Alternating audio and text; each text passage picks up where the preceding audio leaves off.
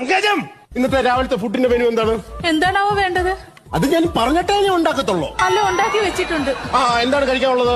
മുട്ട പുഴുങ്ങിയതും പഴം പുഴുങ്ങിയതും. ആക്കിയതാണോ? അല്ല, പുഴുങ്ങിയതാ.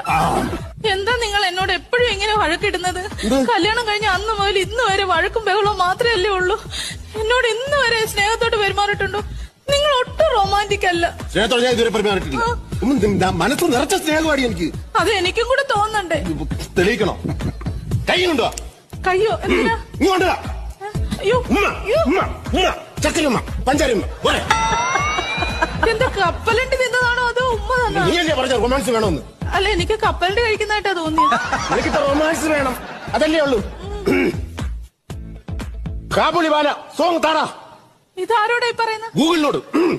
പുത്തൻ പുതുക്കാലം മുത്തമിട്ട നേരം പോലുസിട്ട മോഹങ്ങൾ എഴുന്നള്ളും ഇതുവഴിയേ.